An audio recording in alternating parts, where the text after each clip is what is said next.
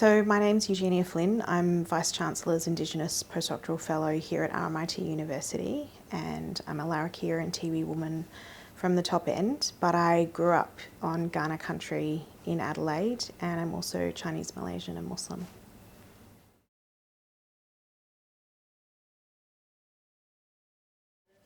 Yeah, I mean, I guess I think about myself in lots of different ways. I don't necessarily define myself by what I do. I enjoy what I do, but I don't, you kind of have to write those bios about yourself. But I don't really identify with any of those things. I think the things that I do is I like working with research. I like the kind of scholarship that I do. I like the writing that I do, so I definitely like literature and creative writing and the written form.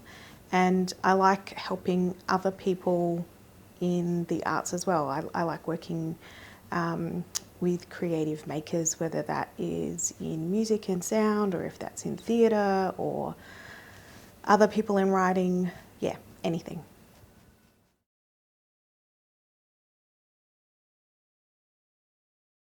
So my writing, I guess I started writing, when I was a kid, if we go all the way back, when I was a kid, my dad instilled a really strong love of books in me and my siblings. And I kind of tell this funny story about how if I wanted a toy or something, that my dad would buy me a book or a teddy bear instead.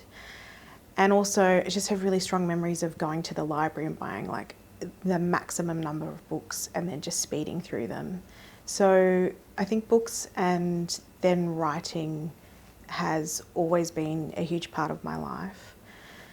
And I guess I started writing kind of non-fiction, at a time when there were lots of, I guess, the kind of democratization of media and writing, particularly online.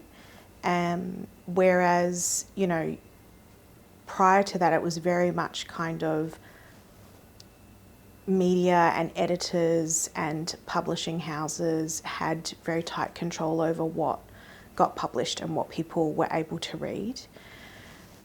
And so I didn't see myself reflected anywhere, or my thoughts and opinions. So I started writing online about things that were of interest to me. And as someone who grew up Aboriginal and Chinese, and then someone who then became a Muslim kind of not long after September 11, I felt that there wasn't a perspective that talked about the kinds of racialization and the kind of racism that exists in this country, and particularly the gendered elements of that racism and the kinds of the way that race and racism and colony and gender work in this country, because a lot of the writing that existed about that often came from overseas, and particularly the US. So that's why I started writing what I did and found a natural audience for that. And then I was really encouraged by other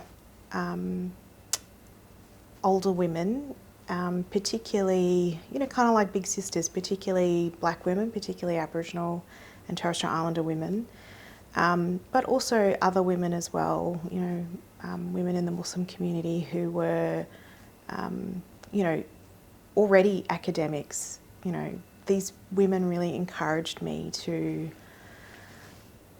pursue kind of a PhD. So I did that, and I guess my writing and my academic work in thinking critically about ideas to do with race and racism, and in particular about Indigenous knowledges and the way that colonisation really, colonisation is first and foremost about land, right?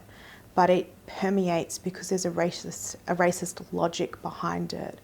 It permeates everything. So even the way that Indigenous storytelling and Indigenous knowledges, even colonisation seeks to, either appropriate those things or subjugate them, really to oppress them or to silence them or ignore them. So those are the kinds of things that I think about in my research, and I think that there is a very strong relationship between that and literature.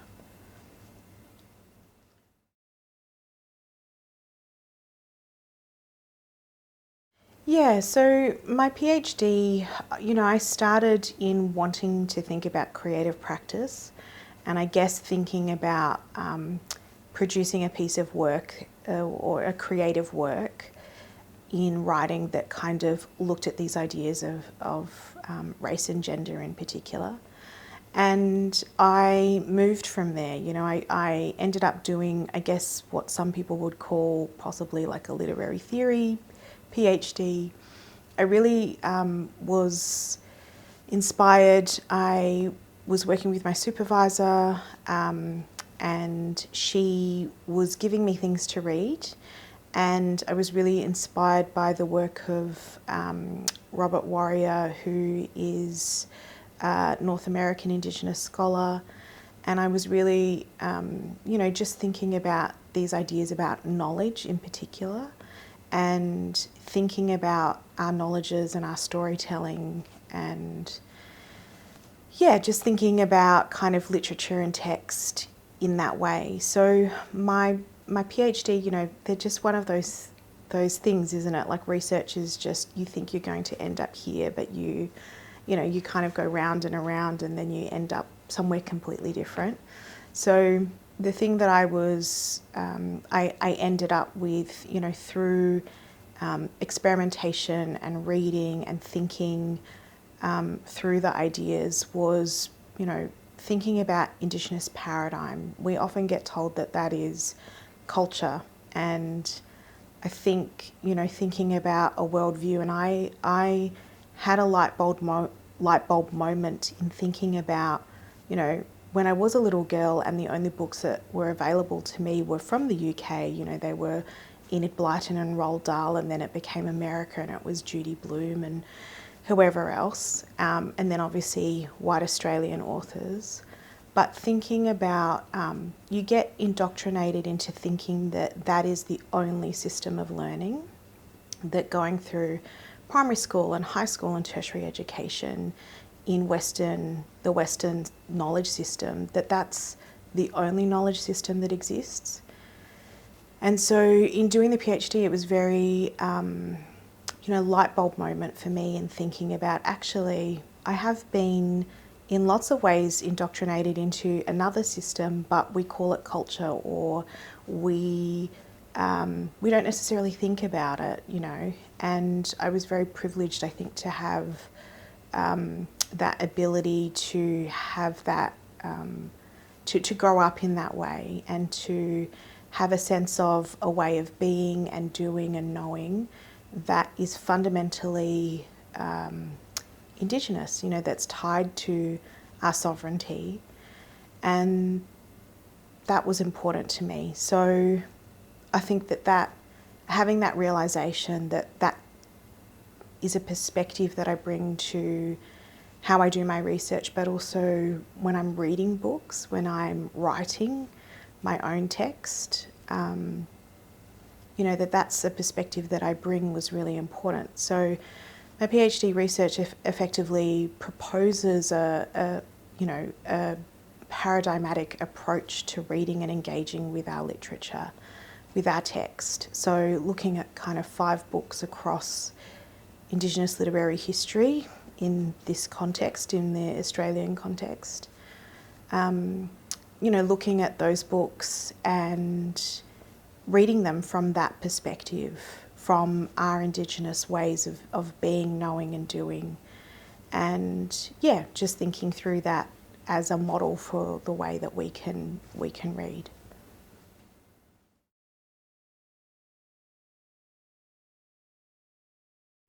Well, for me as a blackfellow, the purpose of research has to be for our mob. And what is what's the purpose? Why would I come here and be this and do this if I didn't think that there was some kind of benefit for the mob? So that's always kind of something that you're thinking about. It's not just sort of research for inquiry's sake. I mean, I think that that's fun, but yeah, that was important to me. So, you know, in proposing this kind of model or this way of reading, or wanting to think really deeply about our ways of engaging with our text, you know, we have a marketplace of books and ideas, and we have a publishing industry and a literary sector that's majority non-Indigenous, right? And so if you look across literary history, you can see, you know, there's the appropriation of Indigenous stories. So the colonists would appropriate our song and words, they would make things up, or they would take things and then publish them. And then, you know, you just see this kind of criticism of Indigenous writing and text, that it's, you know, maybe it's there's not enough of it. We don't think that this text is very good because it's not up to kind of the Western literary standard, that kind of thing. So this kind of supremacy, in a way, kind of permeates. And so when we ignore all of that, and when we say, what do we think on our own terms as blackfellas about our own literature, it's about asserting that power and that sovereignty over our own words. And I think that that's important to do on a number of different levels.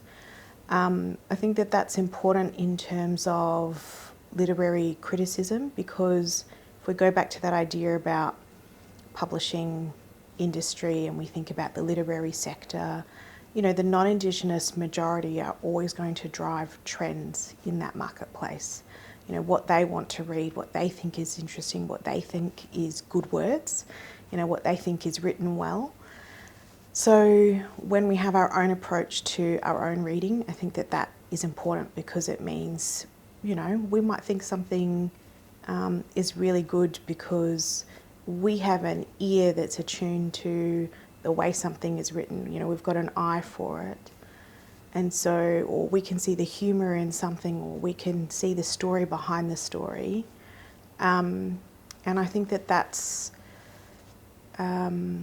important for us to assert that. And then I think in terms of Indigenous knowledges, you know, and this kind of thing about Indigenous research methodologies that people are always talking about, I think that the Academy has a lot to catch up with, you know. I don't know that, I think that terms like decolonising or this idea of indigenising, you know, curriculum, for example, I think that these things are admirable, but I think until a university, I don't know, gives land back, a lot of them are very big landholders, I don't think that you can decolonise, and I don't know why we would indigenise. But I think I'm very interested in using the resources of universities and being part of this discipline called critical Indigenous studies, and thinking through, you know, don't know whether translation is right or documentation, but, you know, I think that there should be space for us to think through our knowledges and our ways of producing knowledge and disseminating knowledge, refining knowledge, all of those sorts of things. I think that there's real value in that.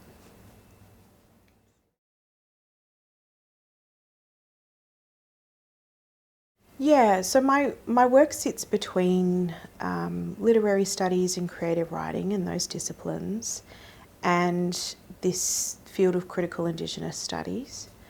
I think that, you know, there is some overlap at times. I think that the academy can be, people in their disciplines need to be open and ready to other epistemologies and ways of thinking and ways of doing. And I think that, I think my work has been received well, by people. I think you have to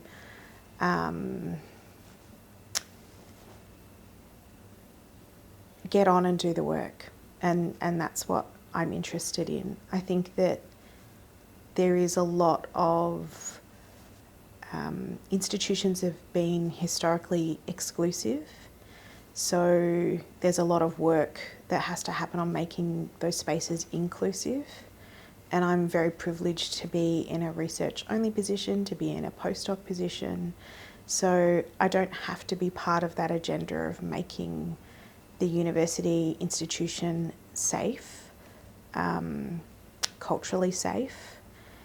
That's other people's job, and I'm very, very, very grateful to them. But I can put my head down and get on with the work.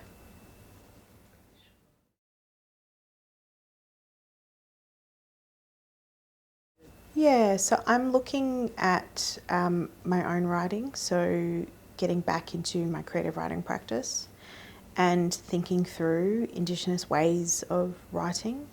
I'm super interested in that, and I'm super interested in the idea of literature and storytelling as our knowledge kind of production and dissemination. So I'm interested in looking at that and looking at, positioning Indigenous people as knowers on things like race and racism and colony and gender. And when we do that, when we tell, when we have that knowledge and we put that into our literature and our storytelling, what does that mean? That's what I'm interested in.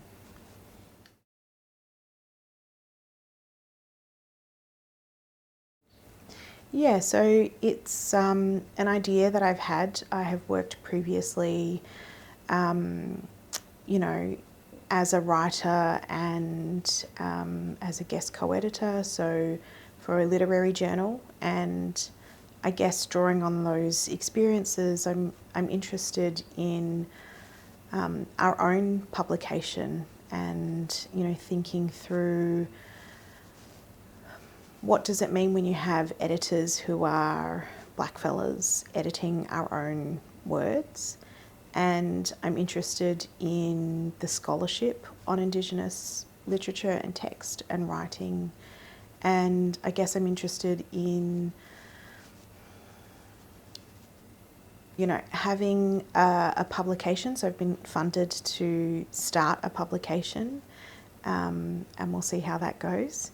But, to start up a publication that publishes not only Indigenous text and literature and writing, but also scholarly writing about Indigenous literature, text and writing. So, I think that there is a lot of really great work about decolonising and indigenising and pushing into the mainstream. I think that that's all really important work. But I'm also just super interested in us talking to ourselves and referencing and citing each other and having that conversation and that discourse and that discussion amongst ourselves. Literary critique. Auntie Janine Lean talks about black on black critique. So I'm interested in all of those things and exploring that through the journal. It doesn't have a name yet. I want to work with a team of people, so that's sort of what the proposal is for. And hopefully we'll have a first issue out in the first half of next year.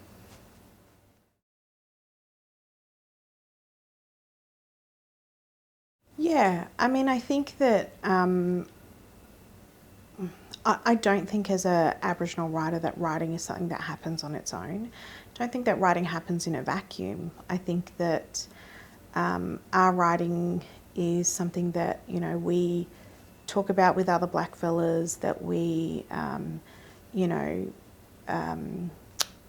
within the sector, we come together and support each other. So I think that that's really important, that sense of community. But also, I would never do something without the mob behind me.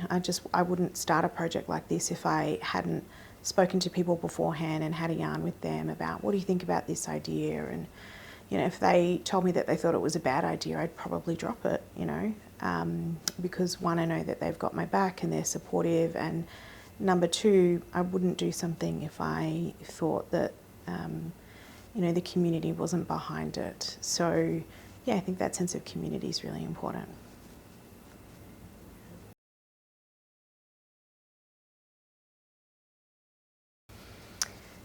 Yeah, well, I think that Australian national identity, it's one of those things, isn't it? It is, it's something that I've railed against in the past, and I probably will continue to. I don't believe in nationalism. I think that it's, in that sense of Australian nationalism, I think that Australian nationalism is white and patriarchal, and I'm not interested in that. I think that Australian Indigenous writers, I think that we write for ourselves first and foremost, and we write for each other. And if that finds an audience and that finds a readership because of the nature of the marketplace, we are a very small minority. So non-Indigenous people want to read those words, and that's great. I think that that's wonderful, and it finds an audience there. But I think the primary readership is ourselves. And I don't know that we're hugely, well, I can't speak for everybody else, but I know that I'm not hugely interested in informing an Australian national identity. I think actually a lot of my writing writes against that sense of a national identity, particularly when we come out of, we've been through a period of trying to solidify that national identity around things like Anzac mythology and what we aren't, anti-immigration kind of policies and rhetoric, and anti-native title and anti-reconciliation, anti-saying sorry. Those kinds of things have been forging the national identity for a really long time. And I think that, when you read a lot of Aboriginal and Torres Strait Islander writing, a lot of it, whether it explicitly does or implicitly does, indirectly, it rails against that. And I'm, pleased to be part of that community.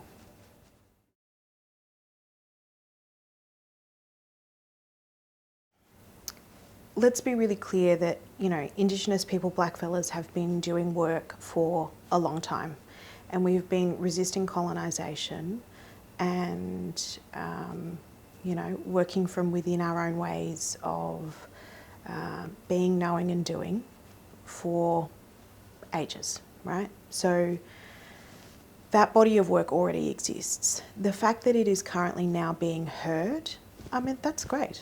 I think that is part of the progress that is happening.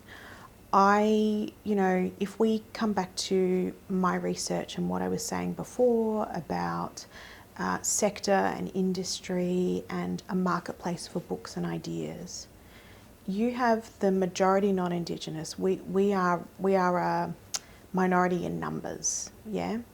So when we are a minority in numbers, we are, we have, as I said before, and we continue to assert our power and our sovereignty. And we do that through our literature and our text and our writing, through our scholarship as scholars, through our activism, through our community organising, through our health services, through our organisations, all of those sorts of things, right? So, but the majority non-Indigenous have the numbers in lots of different ways. So when things trend positively, I think that that's great, and I think of the people who've come before me who fought really hard, because as I said before, that is something that has been happening for a really long time, whether it was recognised by the mainstream or not. So that work has happened for a long time, it continues to, but there is definitely a turning point in non-Indigenous people who make up that majority in previously ignoring that purposely for a long time, and then through kind of, I guess, the general silencing that is built into Australian society and into the institutions. So I think that a lot of that exists.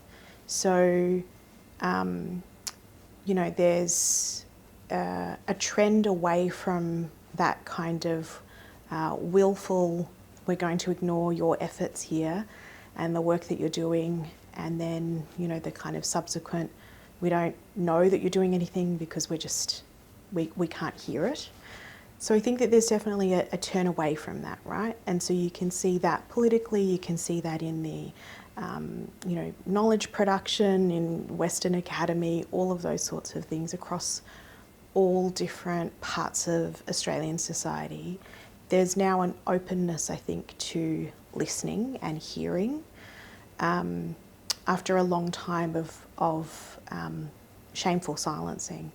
So I think that that's positive, right? I don't disagree with that.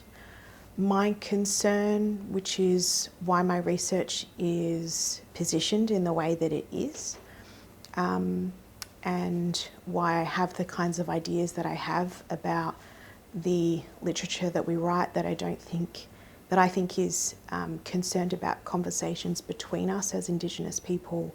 If it finds an audience with non-Indigenous people, that's great and that's fine. But I think our primary concern is actually between us.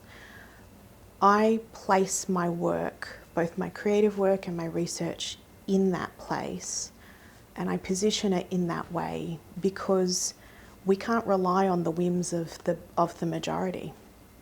What if the far right continues to grow in strength and in numbers, and that trend swings back? What if we get a conservative government and the silencing returns?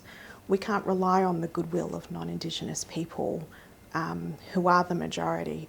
We have to sit in our own power and our own strength and our own sovereignty first and foremost. That's why I'm interested in our conversation with each other.